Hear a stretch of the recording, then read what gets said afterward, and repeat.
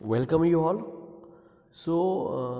In continuous with previous lecture, we have already covered different aspects of food microbiology in 2 or 3 lecture series. We have covered foodborne diseases, and we have started factors affecting growth and survival of microorganisms in food, and in that we have seen some basic details of what are factors that are responsible for growth and survival of microorganisms in food. So, we have seen that different types of microbes, their microbial products, how they which are the physical factors that actually responsible for growth and survival of microorganism in food environment. In that we have seen some primary sources of microorganism found in foods. So, these are the basic sources from where microbes can enter into food stream and where this causes spoilage of foods. So, we have seen in the first part of this lecture. So, now in today's lecture we will going to study these parameters in a pretty much detail. So, in that we will first study intrinsic parameters. In that first is nutrient content. So, like all other living beings, microorganisms need water, a source of carbon, an energy source, a source of nitrogen, then mineral, vitamins and growth factors in order to grow and function normally. So, as all living being needs nutrient for their normal growth and development. So, microbes too need water, then source of carbon, then a source of energy, then source of nitrogen, then source of minerals, then different kinds of vitamins and growth factors for their normal growth and development. So, since food are rich in these compounds, so they can be utilized by microorganisms also. So, that is why food itself contains lots of nutrient in plenty much amount. So, it is good environment for normal growth and development of any kind of microorganisms. So, that is why microbes they mostly flourish, or their growth get flourished in environment like food because of availability of plenty of nutrient, different kinds of nutrient. So, it is because of these reasons that various food products like malt extract, then peptone, then tryptone, then tomato juice, then sugar and starch are incorporated in microbial media. Okay. So, the inability to utilize a major component of food material will limit its growth and put it at a competitive disadvantage compared to those that can. So, in general molds have the lowest requirement, followed by yeast and gram negative bacteria and gram positive bacteria. So, many food microorganisms have ability to utilize sugars, then alcohols, then amino acids as a source of energy, and few others are able to utilize complex carbohydrates such as starches and cellulose as a source of energy. So, some of the microorganisms can also use fats as source of energy, but the number is quite less. So, primary nitrogen sources utilize heterotrophic microorganism are amino acids. Also, other nitrogenous compounds which can serve this function are proteins, peptides as well as nucleic acids. So, in general simple compounds such as amino acids are utilized first by majority of microorganisms. So, overall what is the conclusion of this paragraph is that, so due to availability of plenty of nutrient in food itself, so it is a suitable environment for growth and development and flourishment of different kinds and different numbers of microorganisms. Okay. The next physical parameter or intrinsic parameter is water activity. It is again pretty much important factor as far as growth of microbes is concerned in environment of food. So, water is often major constituent in food. So, you have seen that there are so many food, they are present in a liquid form, or their consistency is pretty much liquid. So, lots of water is present in foods. So, even relatively dry foods like bread and cheese usually contain more than 35% of water, and the state of water in a food can be mostly usefully described in terms of water activity. So, water or the state of water in food, it can be mostly usefully described in terms of water activity. So, water activity of a food is the ratio between vapor pressure of food when in a completely undisturbed balance with surrounding air and vapor pressure of pure water under identical conditions. So, this is what water activity actually is. So, it is water activity of a food is the ratio between vapor pressure of food when in a completely undisturbed balance with surrounding air and vapor pressure of pure water under identical conditions. And water activity is one of the most important intrinsic physical factor that is responsible for growth and development of various kinds of microorganisms in food environment. So, water activity in practice is measured as equilibrium relative humidity, that is ERH, and it is given by a formula, that is ERH upon 100. So, this is formula for calculating water activity, and water activity is important property that can be used to predict food safety, stability as well as its quality. So, the various applications of water activity includes maintaining the chemical stability of foods, then minimizing non-enzymatic browning reactions and spontaneous autocatalytic lipid oxidation reactions, and prolonging the desired activity of enzymes as well as vitamins in foods, and optimizing the physical properties of food such as texture. So, water activity scale extends from 0 bone dry to 1 pure water, but most of foods have water activity in a range of 0.2 for very dry foods and to 0.99 for moist fresh foods. So, in general water activity values they are between 0 to 1. Okay. So, based on regulations, if food has water activity value of 0.85 or below, it is generally considered as non-hazardous. This is because below water activity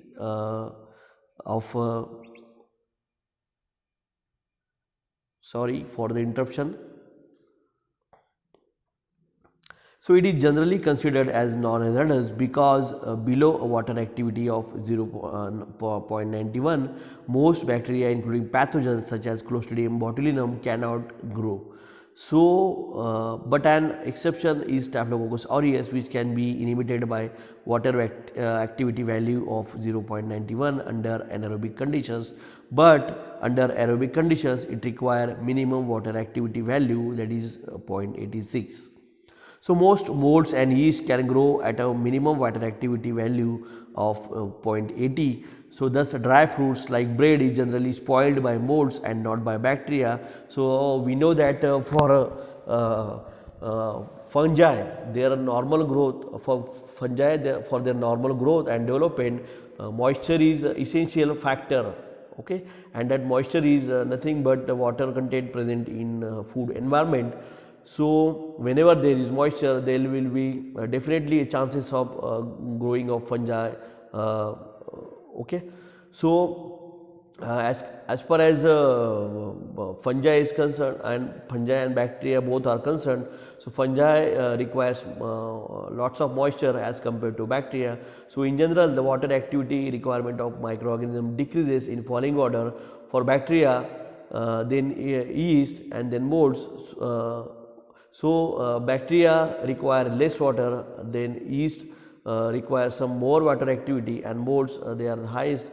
So, below 60 no microbiological growth is possible. So, thus dry fruits they are susceptible or they are very less susceptible for their microbial spoilage. In case of pulses, you seen that these are totally dry, they lack water, though they have water, but it is still present in very less quantity.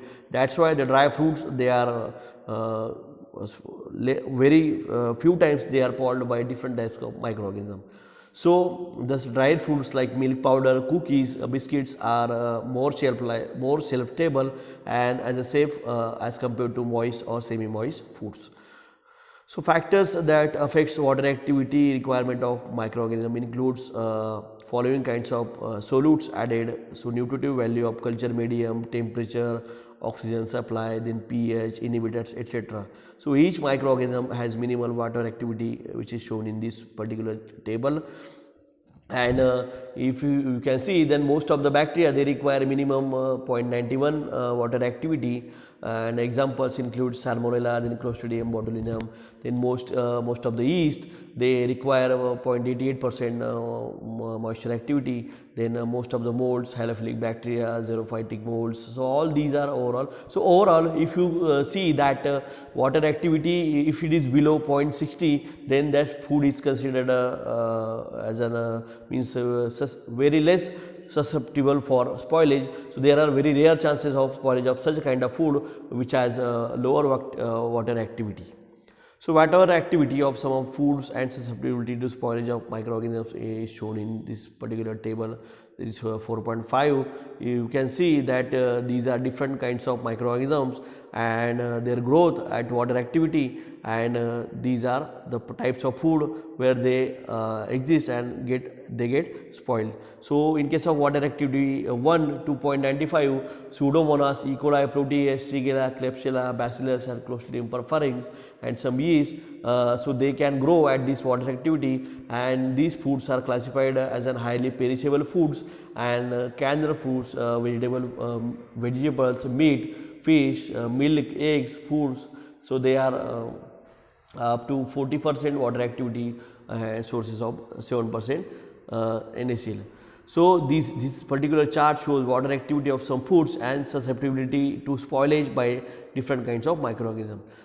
So water activity 1 to 0.95% food includes the food mentioned in the right side column. These are highly perishable foods. They are classified as an highly perishable foods. In that, various types of fruits as well as vegetables, then meat, then feed, fish, then milk and eggs, they are included. Then if you consider water activity of 0.95 to 0.91, then these foods are some of the cheese, then cheddar cheese, in that cheddar cheese, some sweet cheese, then curd meat and some of the fruit juice concentrates, then bread, then high moisture prunes, then foods containing 55% of weight by volume of sucrose or 12% of NaCl.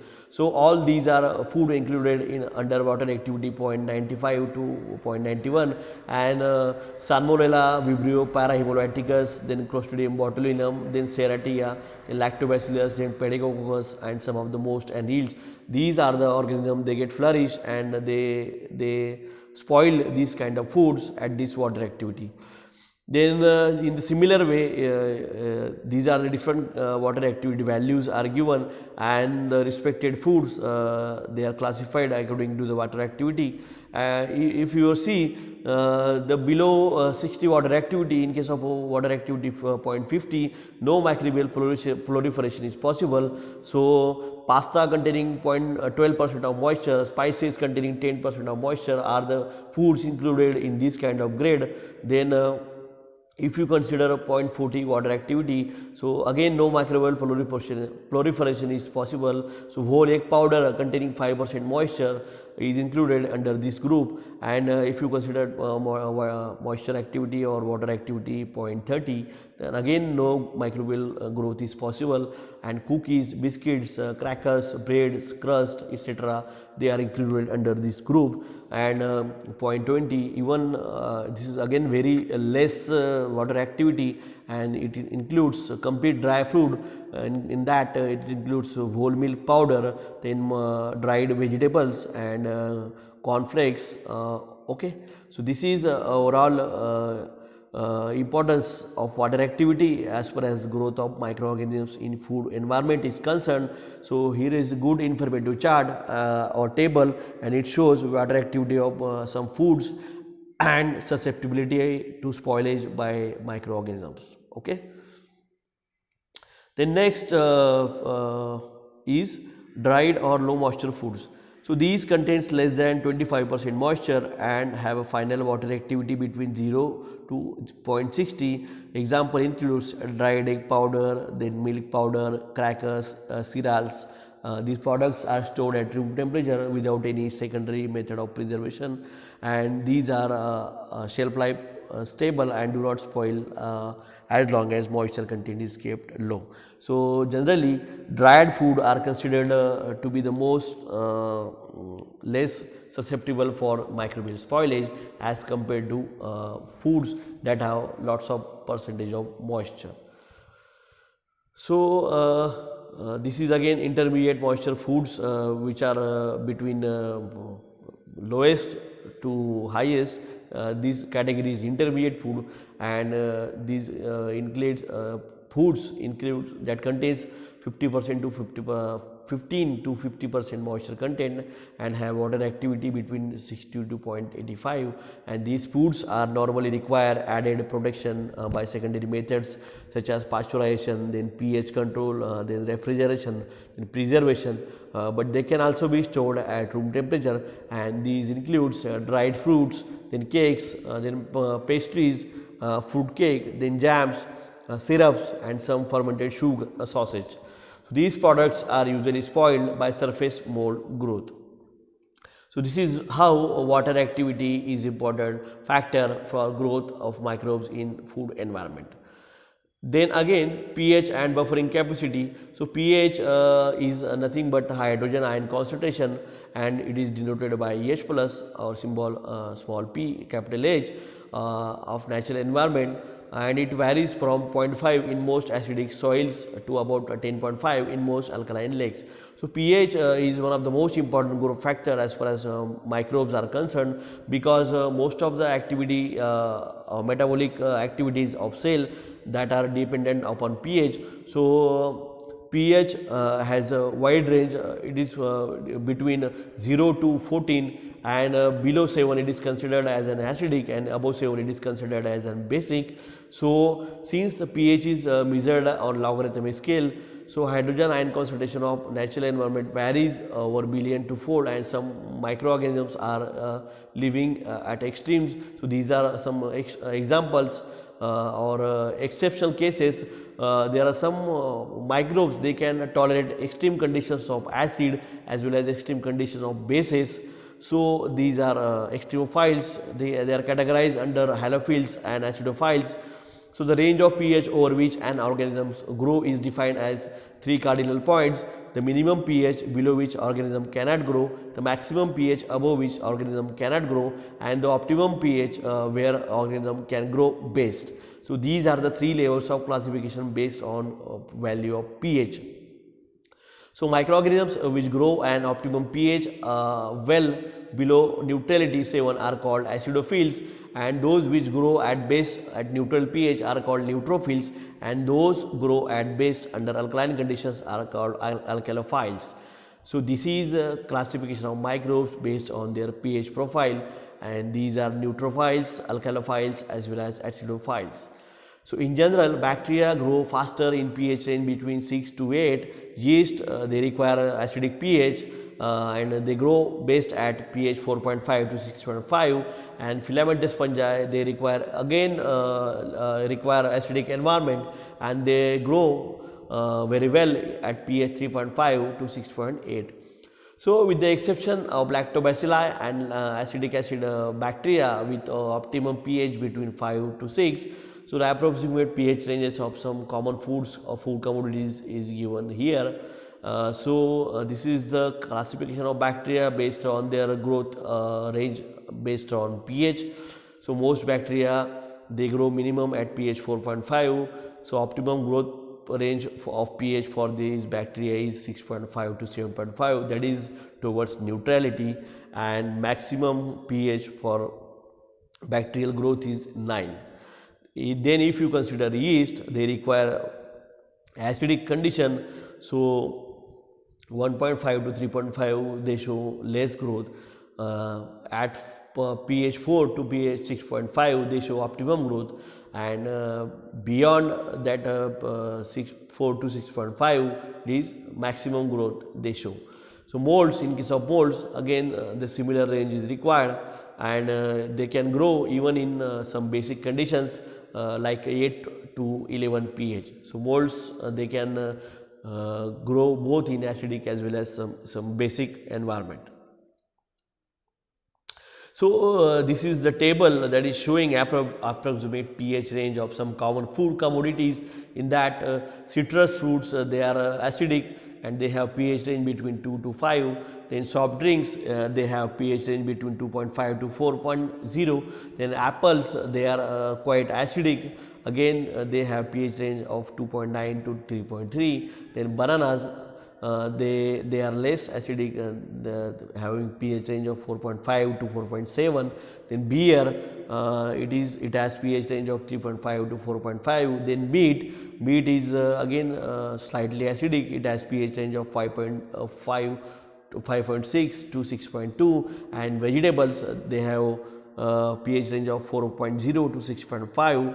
And again these are some other products. And if you see the fermented shark, so it has basic pH range. Then egg white, they are again having basic pH range.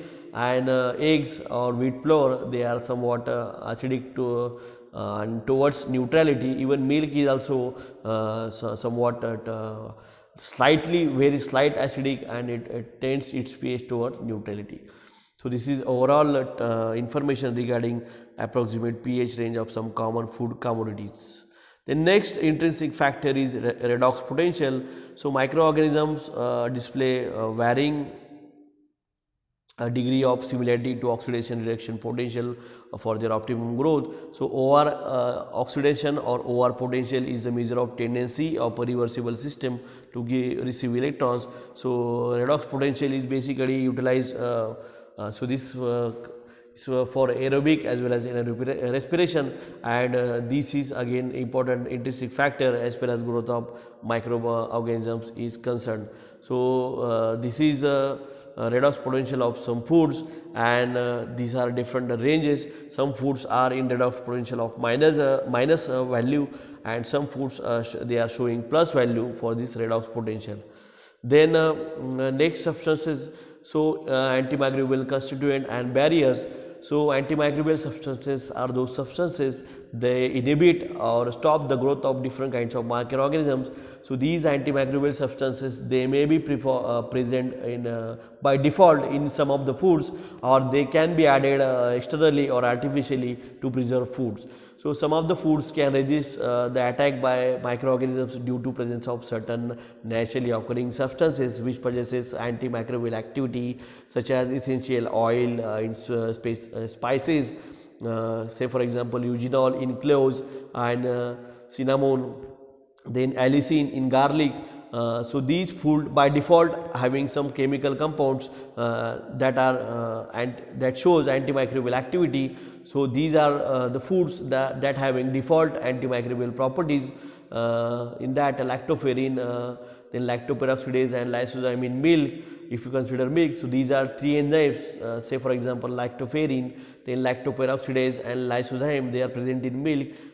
So milk is somehow means by default presence of this antimicrobial substance in milk. Then other components, if you see is avidin, lysozyme, then ovoflavoprotein in hen's egg. Then similarly casein as well as free fatty acids found in milk also show some antimicrobial activity. Then the hydroxycinnamic acid derivatives of other foods found in fruits, then vegetables, then tea and other plants possesses antimicrobial as well as antifungal activities. So also the natural covering of foods like shell of eggs, then nuts, then outer covering of fruits, then testa of seeds, then hide of animals provide protection against entry and subsequent spoilage by microorganisms. So these are intrinsic factors which are responsible for growth of microorganisms in food environment. Now we will see some extrinsic factors. Again they are important for growth and development of microorganisms in food environment, and they includes temperature of storage. So you know that microbes they are pretty much sensitive to fluctuations in temperature, so that's why we preserve food at freezing temperature. So at freezing temperature most of the microbes they cannot survive at below temperature, that is 4 degrees Celsius. That's why we preserve foods by lowering the temperature. So microorganisms have found to growing in virtually all temperatures. So a particular microorganisms will exhibit a range of temperature over which it can grow. So defined by 3 cardinal points in same manner as we have seen in case of pH. So considering the total span of temperature where liquid water exists, so prokaryotes may be classified into several classes or subclasses during their cardinal growth temperature. For example, organisms with an optimum temperature near 37 degrees Celsius, they are called as mesophiles. Then organisms with an optimum growth temperature between 45 degrees Celsius and between 70 degrees Celsius, they are categorized under thermophiles. They are high temperature living bacteria. Example includes bacillus, then clostridium, etc. So these bacteria, they can still survive after processing of foods by utilizing some techniques like pasteurization and other means. And some of the archaebacteria, they are considered as hyperthermophiles, and they are categorized under extremophiles with an optimum temperature above 80 degrees Celsius and higher, and maximum temperature at 115 degrees Celsius, now referred as an extreme thermophiles or hyperthermophiles. So there are some just like here temperature loving bacteria, cold loving bacteria also present, and they are categorized under category psychrophiles and defined by their ability to grow at temperature 0 degrees Celsius, almost it is freezing temperature. And a variant of psychrophile, which is usually has optimum growth temperature about 10 degrees Celsius, is psychrotrop, which is growth at below 7 degrees Celsius but display optimum temperature in mesophilic range. So this is overall scenario about temperature profile required for bacteria for their normal growth and development. The next extrinsic factor is relative humidity and storage environment. So relative humidity and water activity are interrelated. We have already studied water activity and its role in growth and development of in case of microbes in the environment of food. So when food is low water activity and stored at environment of high humidity, water will transfer from gas phase into the food, and thus increasing water activity of food, leading to spoilage of viable flora. So in that, in short, we can say that high humid climate means if you store or keep the food in high humidity, then it leads to spoilage due to the transfer of water from environment into food environment. So there is a relationship between temperature and humidity which should be kept in mind. So in general, higher the temperature, lower its relative humidity, and vice versa. So as the temperature increases, humidity decreases, and at lower temperature humidity is somewhat quite high. So foods that undergo surface spoilage from molds, yeast, and some of the bacteria should be stored in conditions of low relative humidity to increase their shelf life. So we prefer for suitable environment for storage of foods in case of if we want to store the foods. So we prefer drier environment as compared to humid environment.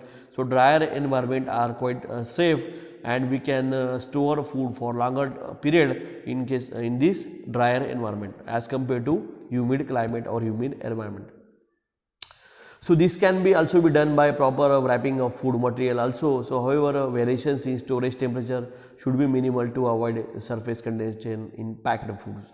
So packed foods again, so they are packed in the drier conditions, and they are kept in relatively low humid conditions, so preferably drier environment is preferred over humid environment.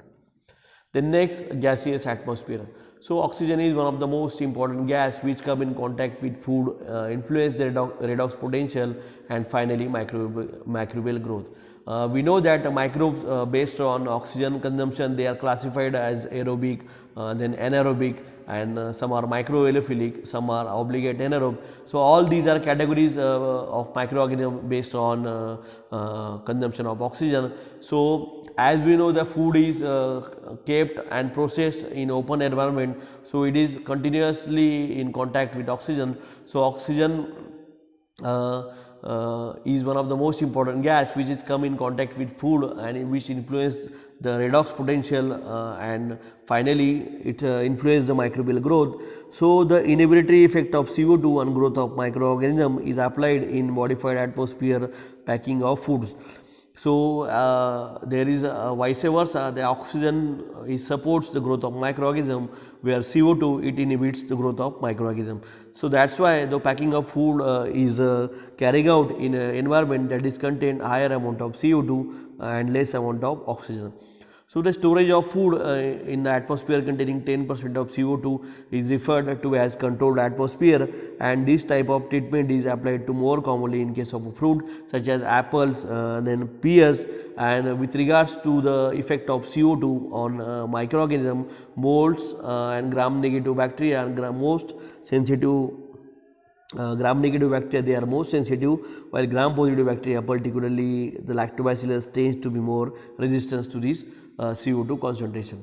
Some of these such as Brettanomyces species also shows considerable tolerance of high CO2 levels and dominates spoilage of microflora of carbonated beverages, and some of the microorganisms they are killed by prolonged exposure to CO2 by usually its effect on bacteriostatics.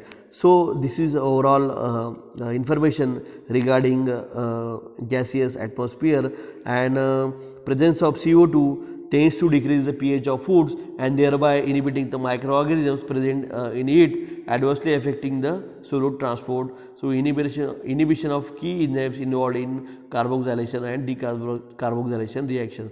So what actually CO2 does do? It reduces the pH of food and it affects the carboxylation and decarboxylation reactions. So these are details of factors that are responsible for growth and development of microorganisms in food environment, and we have studied both intrinsic as well as extrinsic factors in pretty much detailed manner. Okay, so thanks for this lecture.